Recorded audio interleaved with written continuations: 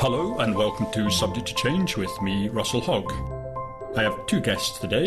First of all, I'm delighted to welcome author, essayist and substacker, Freddie deBoer. So thanks for coming on, Freddie. Thanks so much for having me. I appreciate it. And because today we're talking about movies, I asked Abe Callard to come back on as well. I curate 5 videos from around the internet, from YouTube, Vimeo, other sites, which are interesting or substantive or enriching in some way. And then I write little capsules for them, to give you an idea of what they are. And then we send it out in a newsletter. It's free. So if you want to kind of get a picture of what's happening on the internet that week or what's informative, subscribe to the Viewer. I subscribe to it, and usually there's one or two things there which are surprising and really enjoyable. Okay, so the idea for today's episode came from one of Freddie's Substack pieces. And Freddie, I think you wanted to push back against a certain misinterpretation, as you saw it, of Mad Max Fury Road. So maybe we can start off talking about that, and once we're done with Mad Max, we can maybe go on to some other films which we think might be interesting. So, Freddie, take it away. Yeah, so my beef with is with the sort of common take on Mad Max Fury Road and what it represents. And at the time that the movie came out, this was in a lot of sort of think piecey sort of essays. I believe there was one in Slate that I'm thinking of, but I know for a fact there was this was a theme that came up a lot. But it's also something that shows up in memes about the movie, and it's just sort of like this piece of conventional wisdom about it. In the Substack essay, I refer to Honest Trailers, which is one of the biggest sort of pop culture movie YouTube channels out there, and the idea is. The movie is feminist, and specifically it's feminist because, in a curious way, Mad Max, the titular character, is sidelined. She's replaced by the character of Furiosa. She is the one who makes the action happen.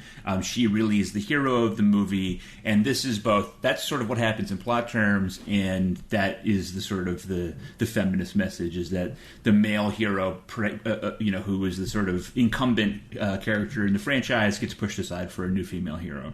And I think that that's both wrong in plot terms about what happens in the movie, and it also is it demonstrates to me, quite potentially toxic misunderstanding about what feminism is, right? So in plot terms, I don't know how you can watch that movie and say that Max is a passive character or that he doesn't do anything. There are plot point after plot point in which he, in the pure sort of action hero terms, is saving people's lives or killing the bad guys. But also, the turning point of that movie, the essential part of the maybe the most important scene is when they are going to go across the salt flats and they're going to look for a new world. And Max thinks better of it, and he comes and he flags them down and says, "We've got to go back and fix the world that we have," right? Which is sort of like the most direct encapsulation of one of the movie's essential points, which is that there is no better world that you can flee to. You have to stay here and fight for this one. And he's the one who makes that decision happen. And so just in terms of understanding the movie's core themes, I think that's just wrong. But also it's, the idea that what constitutes feminism is women replacing men is a caricature of feminism that has been used in the past as a sort of anti-feminist sentiment, right? Like the idea that in order for women to achieve equality and to ascend, men have to get pushed down. And I'm sensitive to that because I think one of the problems with our discourse these days, our equality discourse certainly, is this sense that this idea that it's zero-sum. And in fact, I would say that the movie is arguing just the opposite, which is that you replace the sort of the dictatorial, patriarchal authority here in the form of a Morton Joe, and you replace that instead with a community of equals that is multiracial, multigender, etc. And so it's to me, it's it kind of drives me crazy, not just because it's you're saying things that aren't true about the plot of the movie, but you're doing so in a way that directly undermines, to me, some of the most essential themes of the movie. Abe, what's your take on that? Well, I'm worried that I sort of agree. So, Russell, maybe if you can provide some pushback. Well, not really, because I agree that this idea. First of all, at the very start of the relationship between Furiosa and Max, they have a fight, and Max wins. Just barely, but he wins the fight. So this idea that he's being erased or replaced, just right from the get-go, I don't think it makes any sense. But then the movie moves on to how they come to trust each other. And it's all about the trust between these two main characters and then what they're able to do, as you say, working together. And so the idea that one is replacing the other or one is more important than the other, I just don't think holds any water. And I think you gave the example in your Substack of the fact that when Max needs to take a shot, he realizes that she's going to do the better job, so he hands it over to her. But it's a partnership, and he's actually, I can't remember if he then later or just before that has disappeared into the murk, and destroyed the entire convoy. So this idea that he's being replaced, I think, is absurd. There is one piece in the film I wanted to ask you about.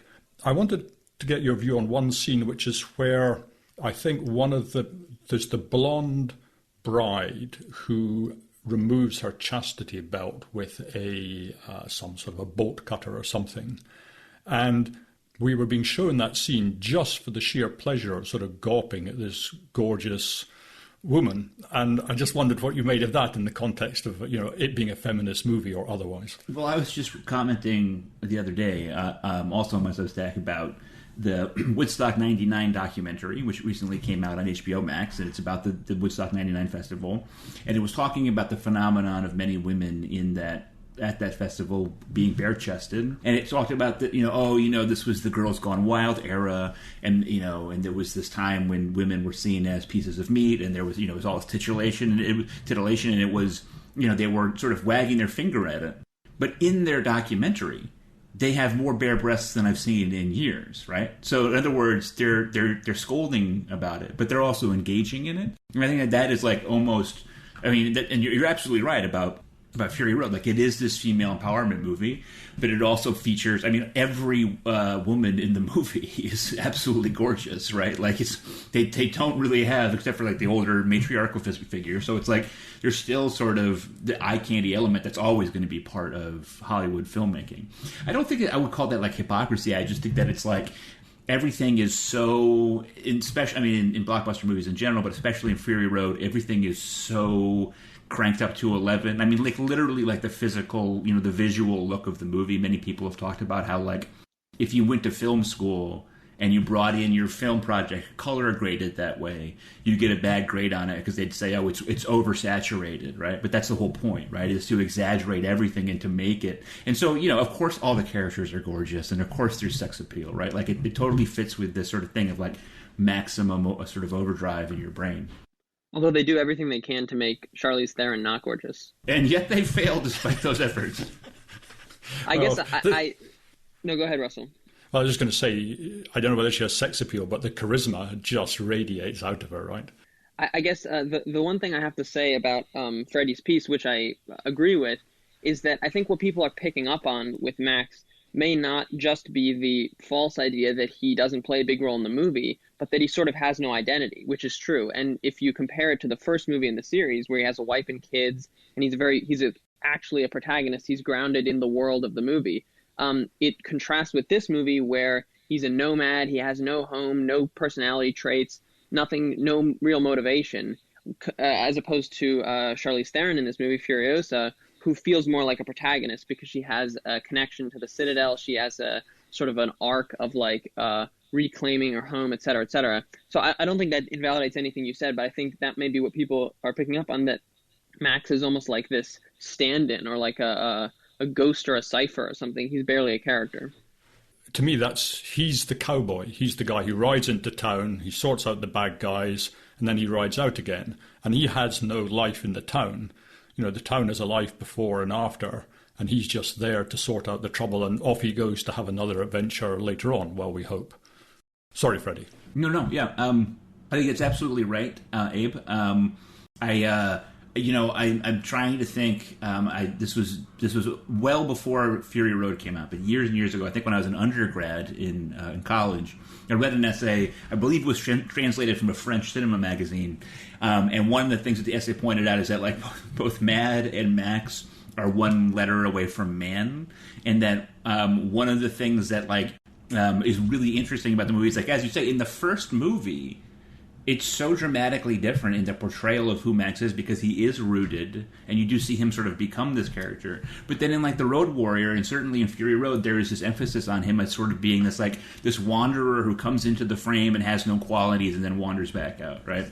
And so that's one of the reasons why, like, I didn't find it jarring to switch from Mel Gibson to Tom Hardy, in part because, like, you know, the Mad Max of Beyond Thunderdome is not a guy who has, like, a really, like, expressive personality, right? You wouldn't look at that guy and say that this is somebody who has all of these sort of internal or psychological categories or qualities. You'd say, like, this guy is a cipher. And so it was really easy for that to get slid in. But yeah, I think that there's definitely, I think it is absolutely true to say that, like, Furiosa is the dominant personality of the movie. That's absolutely true. The patriarchy of Immortan Joe has been sort of destroyed at the end, and it's been taken over. So Mad Max, he comes back in 2 years' time. What's he going to see, Freddie? Good question. You know, going out into the desert and having an adventure is probably a lot easier than leading a colony of desperately poor people in the post, you know, I mean, I think we think nuclear, but who knows, you know, who knows wasteland. So I also don't think that, like, Furiosa doesn't strike me as, like, a, you know, leadership style, like, administrator or bureaucrat. So I don't know. I would like to hope, though, that, you know, they do have so much water there. It's not really explained how he has so much water in that desert, but certainly or hopefully be enough for everybody to drink.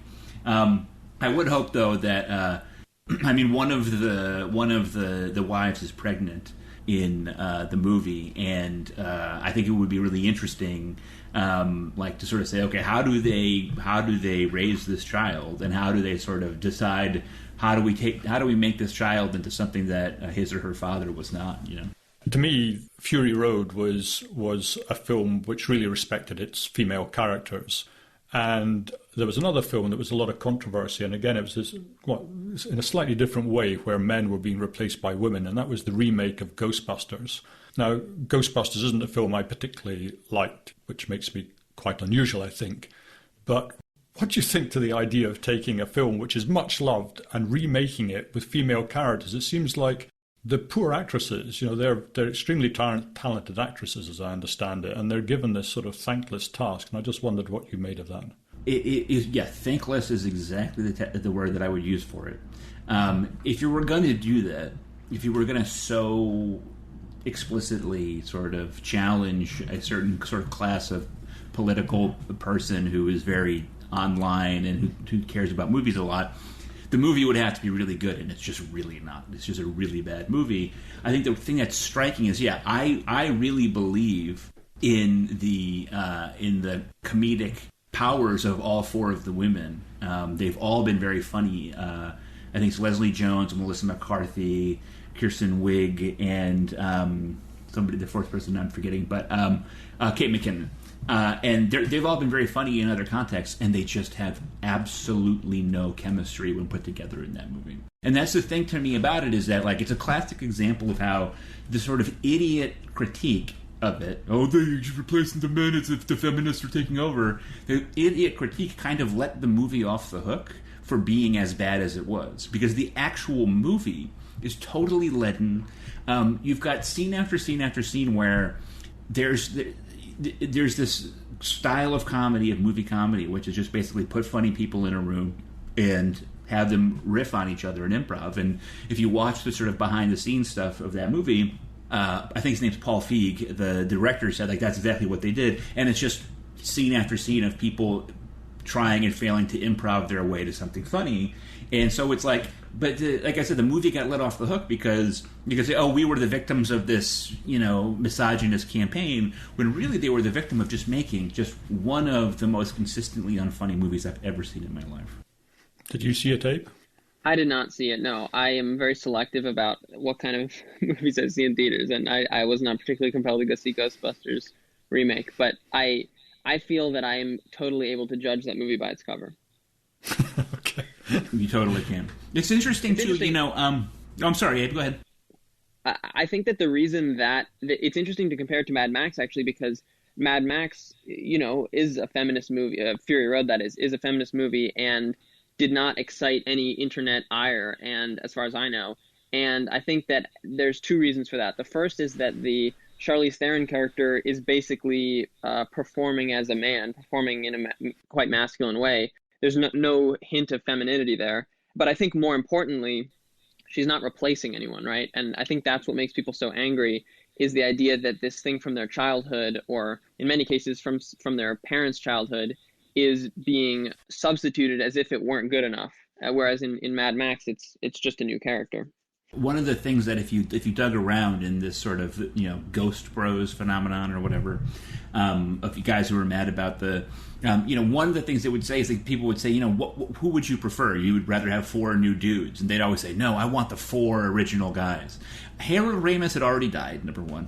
But number 2, it's just like those guys are like in their 70s. You know what I'm saying? Like you're gonna reboot a franchise, and I think that this is part of a bigger thing, which is just like it's the same way with the recent Star Wars sequel trilogy, which I think started out people loved it, and by the end people hated it. But it was like a lot of people, their complaint is, the original characters all died off and they didn't have their heroic moments, and it's like, at some point, you have to actually pass the baton, because these people are literally dying, right?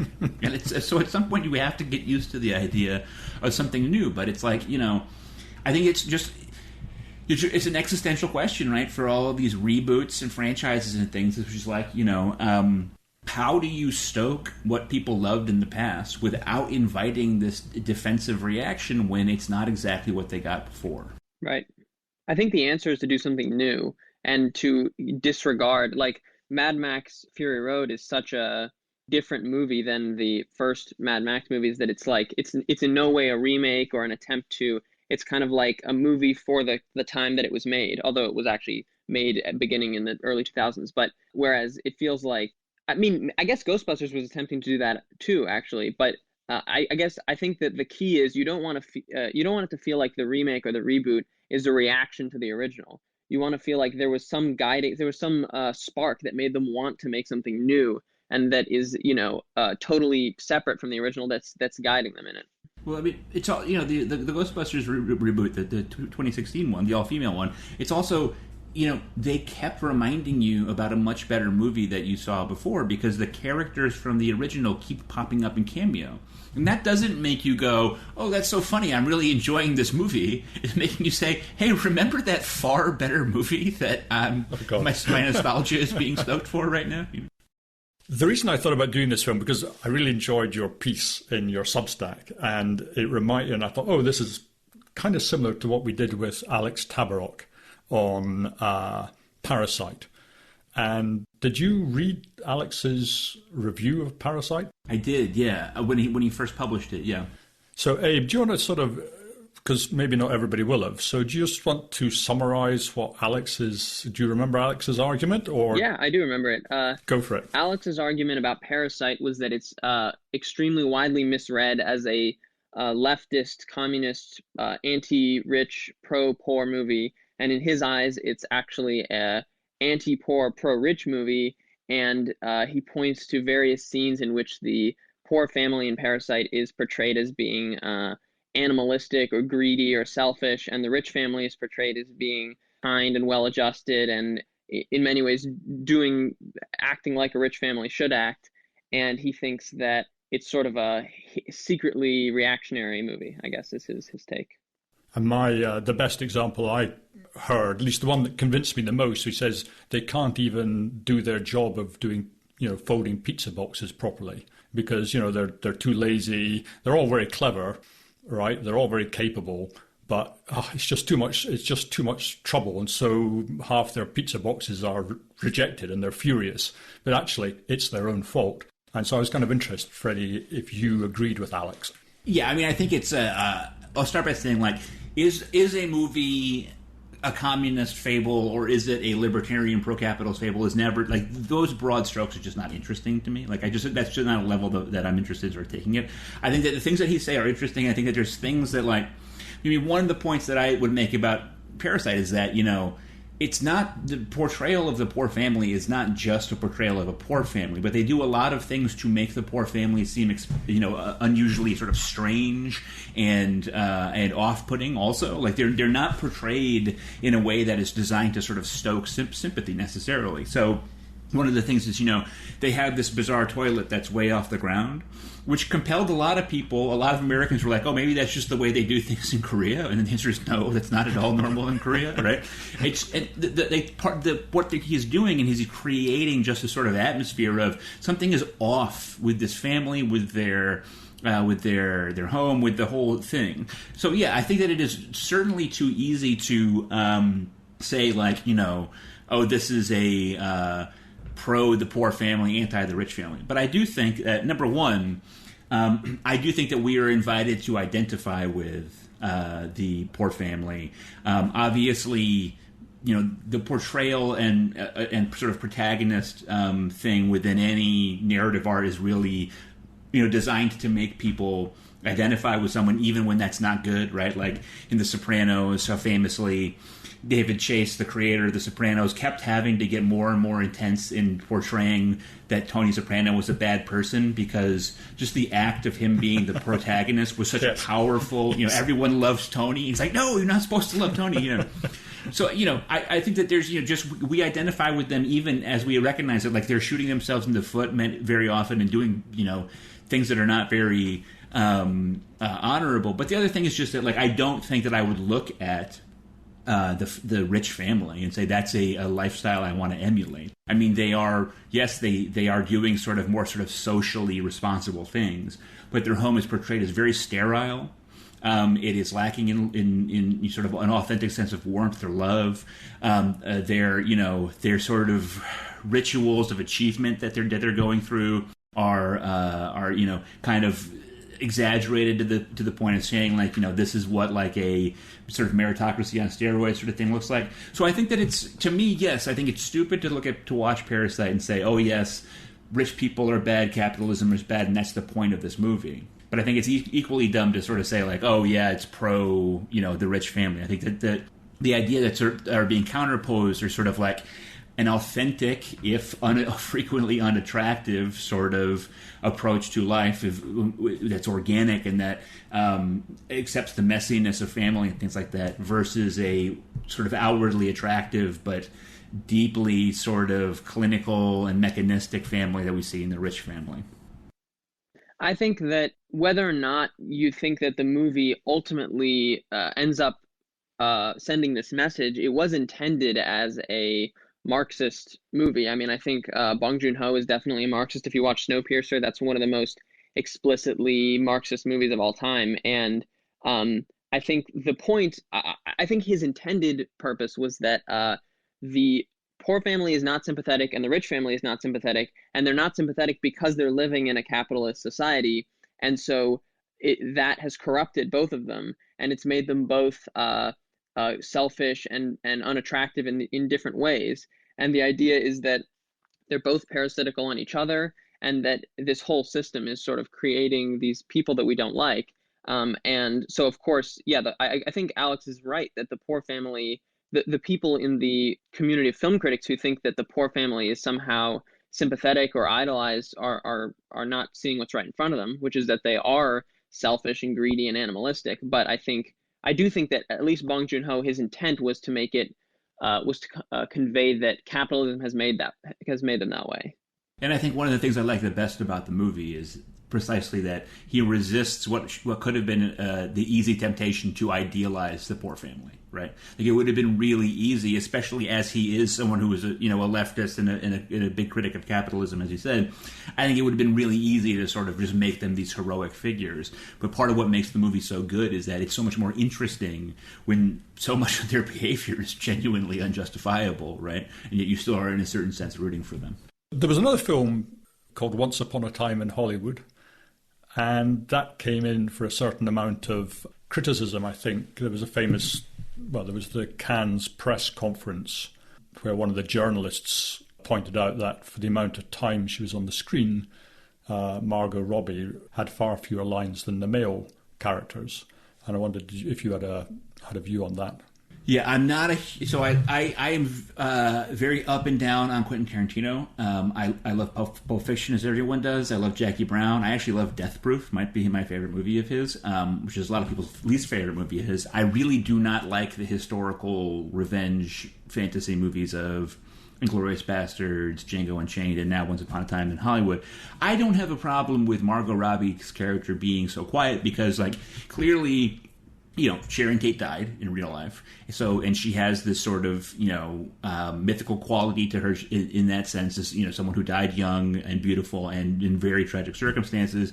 And in the film, like, she is this sort of ethereal presence, right? Like, she's this ghost who sort of haunts the movie. I don't think she's supposed to be like a developed character in the sense of like we're exploring who she really is and we're letting her sort of speak for herself, because like that would diminish the sense in which she is this sort of this light that sort of animates the whole thing, and which the whole the movie is spoilers, is a one big contraption to arrive at a scenario where Sharon Tate was not murdered, right? Like, it's a way to arrive at that sort of an outcome. And so, yeah, she is as much a sort of symbol in the movie as a character. So that specifically doesn't bother me at all. Yeah, I felt she was there just to remind us something terrible is going to happen at the end. And so you can have the film kind of wandering around a little bit, but the tension's always there because you know what happened to Sharon Tate and you're dreading it. So you're right, she's not a character, she's a symbol. Abe, I know you've got quite a lot of thoughts. Yeah, I was thinking this morning about Once Upon a Time in Hollywood in comparison with Fury Road, and I actually came up with some interesting comparisons. So I think that Fury Road, I love both of these movies, and I think that Fury Road is sort of one of the great progressive leftist movies of the 2010s, and I think Once Upon a Time in Hollywood is one of the great conservative reactionary movies of the 2010s. And I think in some ways they're similar, actually. So both of them, you have this figure who lives up on a sort of hill looking down on the common people. So in Fury Road, it's Immortan Joe looking down on the citizens of the Citadel.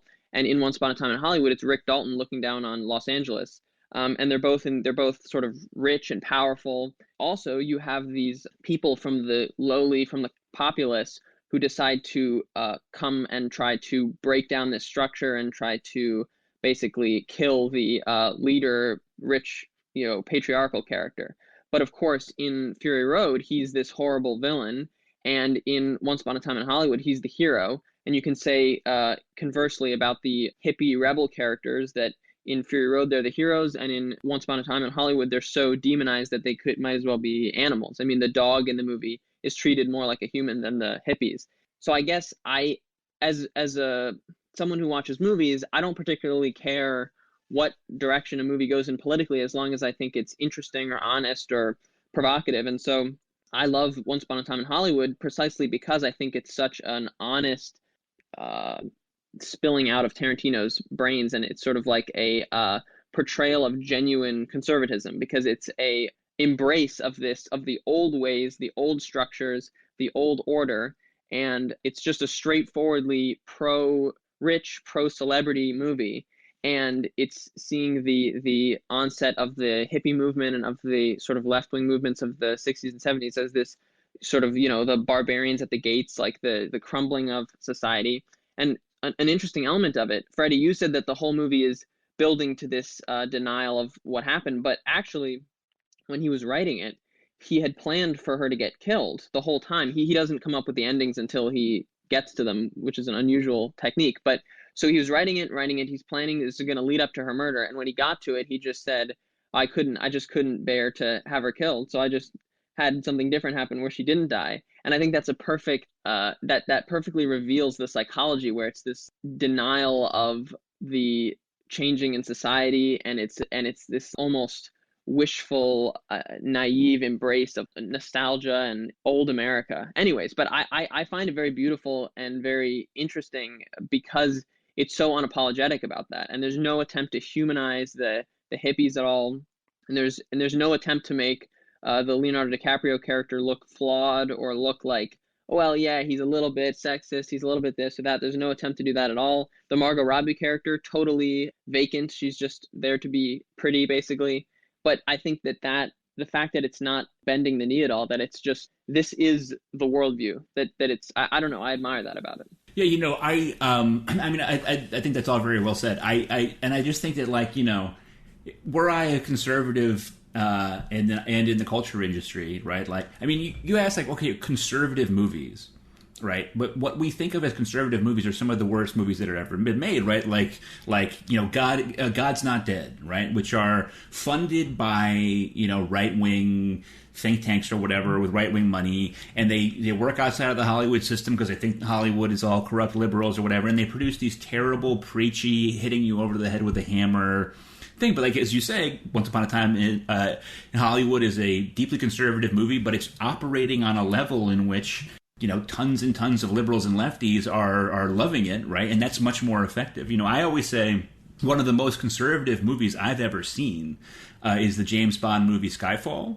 which I think almost nobody interprets as a conservative movie, but it's just the whole theme of the movie, right? Like the background of the movie. So, James Bond is too old, and he represents human intelligence. And part of the tension of what's happening in the movie is that there's this threat to replace agents like him with a new digital, surveillance. And that's sort of the theme throughout the movie. And sort of like the movie just relentlessly insists that the right thing to do is to go back to the past, right? Many people have pointed out that the villain is heavily coded as a queer guy. M, who's played by Judi Dench, is a sort of emasculating woman, but she gets killed off and is replaced by Ralph Fiennes, who they go out of the way to say that he was, he's literally, it literally says that he killed IRA members during the Moneypenny, the character of Moneypenny. They dust off the old Aston Martin. Yeah, they dust off the old car. Moneypenny, okay, starts off, she's this badass black female field agent. And by the end of the movie, she's literally become a secretary. Okay, right? And like, I think if you watch that movie, like the villainous queer villain gets killed in a church, stuff like that. So, like, to me, that's so like I had a lot of fun watching that movie, and I think it's a very conservative argument, and that is so much more effective. But for whatever reason, I think what few conservatives are in the Hollywood system are sort of in the closet, and the movies that come out every year are these just horrible, low-budget bullshit movies that aren't actually doing any good for the conservative movement. Propaganda never works. Yeah. Right. And artists generally are left-wing. I guess Tarantino... I mean, I'm interested in what you said. I thought the Leonardo DiCaprio figure... I mean, it was sort of Freddie's point. You identify with him because he's the protagonist. But he's not super bright. Right, he has to learn from his agent that actually his career is going down the toilet. He's sort of left, sort of crying outside, and Cliff has to sort of drive him home and comfort him. He's the guy who smashed his car up, so now he has to be driven around. By the end of the film, he's this kind of fat guy. Well, not that fat, but you know what I mean. And the huge sideburns. He looks kind of ridiculous. And while all the action's going on and Cliff is saving the day along with the dog, he's completely oblivious, floating around in his swimming pool. Just there to deliver the big punchline. So if there was a conservative hero to that film, I guess it would be Cliff, who is clearly not a rich man, right? And also, he's a wife killer. So, again, you identify with him, you admire him, you hope you could be as tough as him to go to the Spahn Ranch, right? And face down the scene there, it's interesting. It's the only bit of the film that has tension in itself, right? The rest of it is just kind of like a set of, enjoyable or not set pieces. But the Spahn Ranch, he goes full Hitchcock, right? And boy, wouldn't I like to be as brave and as tough as Cliff in that scene. Yeah, I think that the Cliff character is really interesting for some of the reasons that you just said. And he's not as straightforwardly representative of the old guard as the DiCaprio character. For example, in the final scene of the movie, he's smoking an acid cigarette that he was offered by that hippie girl. And in general, he seems a little bit less set in his ways than Rick Dalton. But I think that character is a representation of a little bit of doubt in Tarantino's mind about this clinging to the old ways, because he is a conservative character. He's final scene, he's just savagely killing these hippies. But at the same time, he has a little bit more awareness that the world has to change. That in the back of his mind, perhaps, he knows that the old Hollywood system that he's so in love with is going to die. It is dying. So he's a little bit of a contrast to the DiCaprio character, because he's a little bit less he's a little bit less naive, and he sort of can see out of the corner of his eye that the world is changing around him. And I think that's another thing that makes the movie so good, is that at the same time it's criticizing the, as Tarantino sees it, the crumbling of society and the death of old Hollywood and the death of old America. But at the same time, it's a little bit acceptant of it as well. It's sensing that this is somehow inevitable. And the ending, you can tell there's something false about it. You can tell there's something that it's not real. And I think part of why I love Tarantino is that he's such a visceral artist. Like, I don't think he thinks that much about what his movies mean. I think he just writes whatever feels good to him. And so what you get is the genuine image of a guy's worldview. And so you get all the weird, fucked up, all the parts of it that usually would be cut out by the studio. And so you get this really weird ending where it's like he's just not willing to let Sharon Tate die. And there's something at the same time sad and also beautiful about that he's clinging to this. And so, yeah, I guess the movie, I find it to be a really interesting portrayal of what it means for a society to change and for like old structures to give way.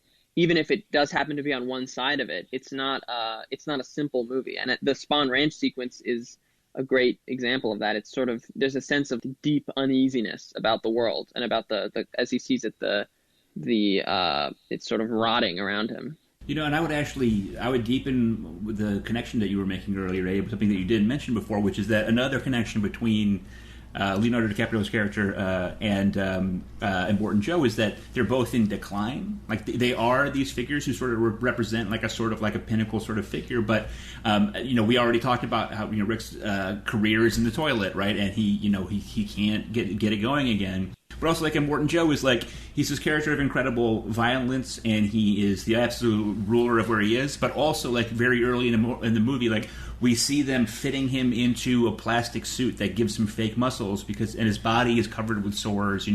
I think part of the subtext of he's so invested in the one child that was about to be born of his because he didn't have a son who was both physically and mentally well, whatever. And so, I mean, to me, I think a really interesting thing about Once Upon a Time in Hollywood is, like, Tarantino has just straight up said in interviews that, like, the LaBianca murders, Charlie Manson, like, that was, to him, that marks the end of old Hollywood. And so, like, he's preventing the end of old Hollywood with this. But the interesting thing is that also, like, this is widely perceived as an anti-hippie movie. But the LaBianca murders also killed the hippie movement, right? Like, a lot of people identify that as the death of the hippie, or at least, like, the death of free love. That's because it reintroduced a sense of danger. It demonstrated that there was something cult-like in the whole thing. And so, in a weird way, like, he is, by preserving, by preventing the LaBianca murders, he's, in a sense, sort of keeping alive the conditions that, yes, might have kept old Hollywood alive, but that also permitted the hippie to continue to be this sort of harmless-looking figure. One of the things I found sort of a bit disturbing about it was, you have that incredibly violent scene at the end, and I just loved it. I just thought that was one of the best bits of cinema I'd seen. And everybody in the cinema, was laughing. I don't know. I mean, in sort of a shocked way, but, the whole cinema was really enjoying it. And it's a bit like the scene in Pulp Fiction where the guys get shot in the back of the car. The whole cinema burst out laughing. This guy's just died sort of a horrible death. And Tarantino seems to have this way of producing this incredibly cathartic, kind of funny, but not exactly violence. And I don't quite know what to make of that. But I really, I really enjoyed that last scene. And, that doesn't speak very well of me, but it didn't speak very well of the entire audience. So I guess I'm not any different. I mentioned before my favorite Tarantino movie is Death Proof, which first came out as in a shortened version in a double feature with the Robert Rodriguez film, but then was expanded for DVD release. That includes a just horrific murder of 3 young women by Kurt Russell's character, who slams his car into them, which is special. It's a stunt driver car, and it's designed to absorb impact. And it's just a horrific murder. It's just brutal. Like somebody's leg goes flying off, But, like, I think part of his... one of the things I like about that movie, and I like about a lot of Tarantino, is just he's not being at all coy about what he's doing. He's just doing it, and he does it with such style that you're just like, cool, I'm with it. So in Death Proof, his movie's split right down the middle. It's a hangout movie in both halves. It's just people talking for 90% of it. But that 5% that's not talking at the beginning is Kurt Russell killing these 3 girls, and then the 5% that's not talking at the end is Kurt Russell getting killed by these other girls. And it's just literally just the first half is a misogynist fantasy, and the second half is a feminist fantasy. And like it's such a fantasy, like the last shots of the movie are these girls punching this guy in the face, and like cartoon style sound effects are coming on. Like it's really heightening and exaggerating. Like this is not real. This is like a heightened reality. This is and like you could never get away with just the first half of that movie because it's just this horrible guy stalking and killing these women and brutally. But then he can get away with it because the second half is this feminist parable. And so that also is I think says a lot about what I like about Mad Max, which is that like Fury Road, which is that like it's not complicated or shy about its themes. It's very direct and simple, but it sort of plays them unapologetically and directly, and it just it's crafted so incredibly well that you can't help to sort of absorb it and say, wow, that's awesome. Whereas I would contrast that with like the new Star Wars movies, which I have some things that I quite like about them, but ultimately you're just an absolute muddle of themes. You have no idea what the movies are trying to say. They have no direct message about anything. And so like even though they're incredibly beautiful things to look at, you're just like, what? You spend like I don't know, like 7 hours in that world, and you're just like, what did I just see? I think that something you're picking up on with Death Proof is that often with his revenge movies, which are most of his movies, most of them are basically revenge stories. There's a sense of, I find, falseness to the revenge always at the same time as being greatly enjoyable. Like, you have that ending of Death Proof where it like freeze frames and there's like the 70s music, and it's sort of this sense of like, okay, what we saw in the first half was a guy hunting down and killing women. And what we saw in the second half was women hunting down and killing this guy. And it's like, well, did they really rectify anything? They kind of just did the same thing that he did, and they were getting the same enjoyment out of it that he did. And the same can be said of Once Upon a Time in Hollywood. It's like, okay, technically it's legal for them to kill these people because they broke into his home, they have guns, they intend to kill him. But we're relishing it, as you said, Russell. There's something morally bankrupt about all of these movies where it's like we're laughing at it, and we shouldn't be laughing about it. You shouldn't be, just because it's defensible to defend yourself doesn't mean you should be enjoying murdering people. So it's like in all of these Tarantino revenge movies, I think there's a sense that the audience is being indicted at the same time as being appeased, because Inglourious Bastards is another great example of this. We are laughing as this theater full of Germans burns down, including all the women and children. And it's like, on the one hand, we genuinely are enjoying it. But on the other hand, there's a sense that because he's going so far in being honest about his fantasies, we're also getting the ugly side of that. And we feel a little bit of shame as we leave the theater that this is what we just laughed at, is, these people, these innocent women and children burning down in this theater. And it's like, that's the movies are great because they provoke such a strong reaction. It's like this joy in the moment that suddenly turns rotten as we leave the theater and we think, what am I laughing at? What am I enjoying? And a boring movie can't do that, I think. What you're saying sort of gets to me like why I don't like Inglourious Bastards, why I have a real sort of deep problem with it, which is that when the movie came out, the Tablet, which is a Jewish journal, Jewish online magazine, put out a piece by a writer who was Jewish, and he said, like, look, like, to turn the Holocaust into an opportunity for a revenge fantasy is a violation of Jewish morality. And if you're going to make a movie about, this great historical crime about the Jews, you should maybe pay more attention to what Judaism is actually about. And for me, it's just that, like, if I watch Kill Bill, right, the characters in that movie have been created for the purpose of Beatrix getting revenge, right? Like the characters they're interesting. I think they're funny often. They're good characters, but they're not real, right? Like the whole thing like has this element of like I'm creating this universe in order to sort of play around and have a funny, cool revenge fantasy about it. And that's true in Death Proof. Again, we just said that it's sort of stylized and extra real, and it doesn't really fit into the real world, so it seems in a certain sense harmless. But like the Holocaust actually happened, right? And it would seem to be playing with things that maybe shouldn't be played with in that way. Stanley Kubrick famously hated Schindler's List. And he said, the Holocaust is about 6 million Jews who died. Schindler's List is about a couple hundred who didn't, right? And his point is that, like, you should not make a sort of uplifting Holocaust movie. That a Holocaust movie should be just about the horror that it is, and you shouldn't try to sort of engineer a Spielberg-style, feel-good feeling. And I kind of feel the same way about Inglourious Basterds, where it's like, yeah, you can use the Holocaust as a jumping-off point for, like, sort of rollicking, kill the Nazis adventure, but, like, at a certain point, like, you are denying, like, the basic human reaction to the Holocaust, which would just be horror, right? Yeah, no, I agree with that. Yeah, I think I have a little bit more of open-minded is a loaded term, obviously, but I have a little bit more permissive attitudes towards these things. I totally agree with everything you're saying on a descriptive level. I think Inglourious Basterds is a sort of, you have this character, the bear Jew. He's like the ending, you have Shoshana Dreyfus's face projected as this ghostly face from Metropolis saying, this is the face of Jewish vengeance.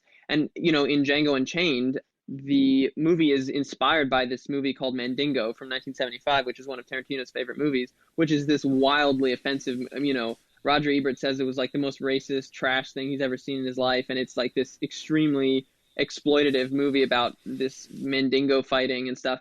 And so all of his movies, they're B movies, they're not attempting to illuminate the good parts of the human soul, the parts that react to the Holocaust or to slavery with horror and sort of moral righteousness, but rather the parts that it excites our anger and these guttural feelings within us. But I don't see why there isn't a place for that kind of cinema, why there isn't a place for our impulses for revenge to be appeased, because it reveals something about ourselves that we wouldn't know otherwise. If every Holocaust movie was like Shoah, then we would think that we're great people, because look, we're seeing these stories being told, we're thinking, isn't this sad? It should never happen again. But because there's an Inglourious Basterds, we also know, there's a different part of us which wants to see innocent people their blood be drawn just as this sort of sacrifice to avenge the deaths of these people. And I don't know, I think that's valuable. Perhaps for me, it's just by invoking these great historical crimes like the Holocaust or slavery, it sort of drags in what to me is like the weakest elements of Tarantino as a filmmaker. I think someone could have pulled off Inglourious Basterds in a way that doesn't make me feel that way. But like, he is a stylistic master. I think that he has made some incredible movies, and I think that he has a lot of things going for him. I would not put him on the level of someone like Paul Thomas Anderson for me, because Anderson's work is just so much to me like sort of more morally complex and engages with like ideas and wrestles with things in a way that Tarantino's work usually doesn't. Right? So like in Boogie Nights. The path up when he's just getting into the industry and he's partying and it's really fun, right? And then because he wants you to understand that it's not actually fun, you then have like an hour and a half of just things getting worse and worse and worse and worse, and like he's establishing like a very strong sort of message about like what actually happens to the lives that go through a system like this. And I don't know, like I think Kill Bill's a lot of fun, but like in Kill Bill, in the beginning, revenge is fun, and in the middle, revenge is fun, and in the end, revenge is fun, right? You know what I'm saying? So for me, just like by getting into these parts of these sort of historical, these real-world events, it sort of sets him up for failure in that he's not playing to his own strengths as a filmmaker. Okay, I think we've done Tarantino. Mm-hmm. I sent an email before we recorded saying I was quite interested to get your take on an alleged masterpiece which you think is overrated, and then maybe any hidden gem that you would like to recommend to our audience. So I don't know if people did that or not. Yeah, so I want to qualify this out the wazoo first, okay? I think Raging Bull is a really good movie. I also think that it has become overrated, and I think that the particular mechanism where it's become overrated is that people often contrast it with the movie Ordinary People, because Ordinary People won Best Picture that year, and Raging Bull did not. And this is like, people often throw that out there as like an obvious great injustice of the Oscars, right? Like it's one of those cases. Many people will say Saving Private Ryan and Shakespeare in Love, right? Oh, that's such a crime. I think Raging Bull is a triumph of style. I think it's a little thin, and I think that it doesn't really have a lot to say underneath that triumph of style. And I think that, like, it's easy to make fun of a movie like Ordinary People, which is a sort of stagey, like, very interior drama. I mean, it's about going to therapy because your brother drowned, right? Like, it seems designed to sort of pull at these things that very serious, quote unquote, very serious dramas do. But I ultimately do think that it's a better and fuller movie. It's like, to me, that was one that leaped out, because it's like, I think Raging Bull is great, but it's also like, it's so often been used as a bludgeon to fight a fight about a particular kind of filmmaking. And I think a certain kind of, like, self-consciously serious, emotive drama like Ordinary People is sort of denigrated to the expense of, like, movies that are much more sort of stylistic, and I think that that's a mistake. Abe, do you want to defend Raging Bull against that not very powerful critique? Not at all very powerful critique. I'm not a huge Scorsese fan. I'm not a huge Scorsese fan, so you've come to the wrong person. I mean, I think Raging Bull is fine, but it doesn't touch me personally very much. And I could actually say Goodfellas is one of the movies I think is pretty overrated. I don't think it's bad, but I don't think it's a great movie. So which is your masterpiece then, Abe, that you think is... I have such a harsh eye that the better question is what alleged masterpiece do I think is good? That's not the question. I mean... I could say, yeah. Let me think. I think The Tree of Life is terrible. Yeah, I think that's a really. But bad I think movie. a lot of people think. But I think a lot of people think The Tree of Life is terrible. Yeah, that's what I worried about. I'm trying to go through my ratings here. I think Wolf of Wall Street's pretty bad. I'm looking at recent popular movies that people will know. I think Bonnie and Clyde, 1967. That's pretty bad. Okay, so yeah, no, you're right. It's an endless list. So, Freddie, what's your hidden gem? Yeah, so there is a movie called SFW, which I'm guessing this is an adult language podcast, which stands for So Fucking What. It is a film about Stephen Dorff plays a character. He and Reese Witherspoon and some other people just happen to be shopping at a convenience store when some bizarro terrorists are, like, sort of halfway between. They're like German or something, and they're like halfway between a terrorist group and like an art collective or something. And they take everybody hostage, and they're in captivity for, I don't know, like 3 or 4 months or something. The movie opens after that, like after they sort of get out, and there are, tragic dimensions to how they were rescued that are revealed later on in the movie. But the movie is like a meditation on celebrity, because Stephen Dorff's character becomes unwittingly this kind of celebrity character because his, the experience has left him so jaded and blasé that he has a certain take on life, characterized by So Fucking What, SFW, and people glom onto them and treat it like a philosophy for life. And so a lot of the movie is him sort of negotiating his newfound celebrity while he is conspicuously not contacting Reese Witherspoon, with whom he had a romance while in captivity, because he's not ready to work out what actually happened.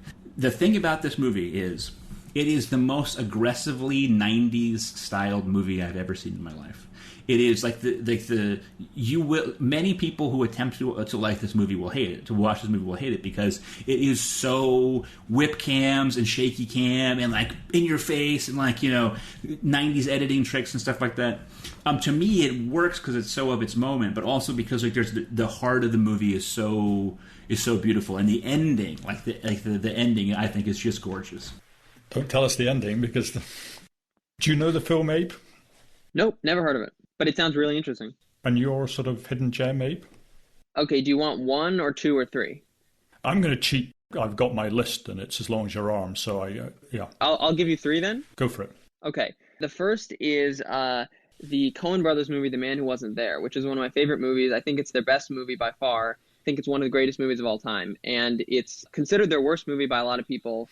Nobody's seen it. It bombed at the box office. It's only known by people who know their filmography, and it's often regarded as a kind of boring film noir pastiche. I think it's a sort of existentialist masterpiece, and I think it's one of the deepest movies ever made. And so that's my plug for The Man Who Wasn't There. There's a movie called Talk Radio by Oliver Stone with Eric Bogosian from the 80s, which is not badly reviewed at all, but it's not many people know it. It's a really good movie. It's about a talk radio host who hosts a kind of very angry, inflammatory show in Texas, and people start calling in with death threats, and he has to kind of deal with that. He has to convince people not to commit suicide over the radio live on the air. And then the third one I'll say is a movie that I saw in the past couple of weeks called Advisor Consent by Otto Preminger from the 60s, which is not thought to be very good. It's about the workings of the Senate, and Henry Fonda plays a guy who's appointed to be Secretary of State, but who is an ex-communist. And so everybody in the Senate doesn't want to appoint him because because it's the height of the Red Scare. And so that's about the Washington, D.C. political turmoil in the 60s over communism. There's also some stuff about people being gay and that obstructing their political careers. I thought that movie was great. So those are my 3 hidden gems. Well, I'm going to give you a few. Mine are, I don't think the quality, well, I don't think the seriousness of the films is as high as the ones you mentioned. So the first one was Red Rock West. I don't know if you've seen that. That's the one with Nicolas Cage showing up in a small Texas town, getting mistaken for somebody else. And it's just a completely fantastically well plotted piece of modern film noir, and really strongly recommend. It's just great fun. Then Ripley's Game, which is John Malkovich. I don't think he's ever been better, and I don't think I've seen a better Ripley. And Ray Winston, if you know Ray Winston at all, he's just being Ray Winston, this sort of Cockney English thug, and he's absolutely terrific. So just pure enjoyment. And then there's a Japanese film, because one of the things I like in movies is where you think you know what's going on, but as the film develops, you realize that you've been told the truth, but you've been reading it wrong. And so there's a film, I don't know how you get your hands on it, because that's the trouble with film distribution, particularly foreign films. There's a film called A Stranger of Mine. And it's one of these films where the less you know about it, and maybe I've said too much already, the less you know about it, the more you're going to enjoy it. Is that Korean? No, that's Japanese. I'm adding it to my watch list. Yeah, it's. I mean, it's one of these films. The more you build it up, the less you'll think of it, because it's not. This is not Citizen Kane. And then One Cut of the Dead. I don't think that's a hidden gem anymore. I think lots of people know it and have seen it, and I think you saw it, and probably with too much expectation. Again, it's a kind of film you'll enjoy it more if you don't have too much expectation. And then finally, the Norwegian film Headhunters, which. It's like stepping on a roller skate. It just starts at 100 miles an hour and it never stops. It's just a fantastic thriller. So that's my hidden gems. And then my overrated masterpiece, alleged masterpiece, is Spirited Away, which won the Oscar for animated film. And I was astonished, Abe, to see your mother saying, should we talk about Spirited Away? Which is just this anime where it's very beautiful, but just stuff happens for no particular reason. The plot goes nowhere and then the film stops. Or should we talk about Princess Mononoke, which is this incredibly complicated and conflicted, and all the people you think are villains, are they really villains? Because you can see why they're doing it, and they're doing good things for these people. And so while your mother couldn't decide which of these two films to discuss philosophically was bewildered me. I thought Spirited Away was a very, very average film. It won Best Oscar. But then the anime, I don't know if you watch anime, Freddie, at all, probably not animated films, but Your Name never even got an Oscar nomination, and I think it's the most popular film in Japanese film history, so who knows? Do you want me to defend Spirited Away? Well, you can give it your best shot, but... I think that you're totally. I mean, sorry, I don't know what your criticism is, but I think that it's just something happens, then something happens, then something happens. There's no plot, there's no direction, right, okay. There's no tension. Well, I disagree that there's no tension. I think there's a huge amount of tension, but I think that it's a very poorly plotted movie in the sense that in the third act, the movie just spins out of control, and Miyazaki clearly had no idea where to take it. But I think that the first hour of that movie is a masterpiece, and I think there's a reason it's become almost like a fairy tale for people of my generation, like the equivalent of like one of these archetypal stories which is so deeply ingrained in our consciousness. The idea of this girl wandering through the tunnel into the dormant town that then comes to life and becomes, I mean, that's like it's one of the most important cultural items, I think, to people of my age, and there's a reason for that. It taps into something very deep and primal and mysterious in the human soul. And I was reading recently some article that was like 15 rules for a screenplay or something like that, 15 rules that your screenplay should follow. And one of the things it said is it should always be clear what the tone is. So it should always be, it should either be happy or sad or scary, but your screenplay should never be unclear what the audience should be feeling. And I think that's a very false rule, and Spirited Away is a great counterexample, where the greatness of the movie comes from the fact that you don't know what you should be feeling. And there's this sense of joy and curiosity and a great rush of euphoria as she explores this new fantastical world. And at the same time, there's a sense of horror and danger and fear that she's being separated from her parents. And there's like 18 things going on at once in every moment of the film. And it's one of the most complex children's films I think ever made. So that's my defense of it. Okay. Do we have anything more to say about films? I think we've said everything any human could ever say about films. We've exhausted the topic. Yeah. We've exhausted the topic, and we've exhausted Freddie and Abe, and possibly me too. So, well, thank you very much, Abe. Thank you very much, Freddie. That was really nice. Thanks for having me. Okay. Cheers, Abe. Cheers, Freddie. Cheers. Bye-bye. Well, that's the end of today's show. I hope you enjoyed listening, and if you did, do please join me for the next episode. And if you have the time, please do recommend me to your friends. And a share on social media, and maybe a review on iTunes really helps my guests get the audience they deserve. Goodbye for now.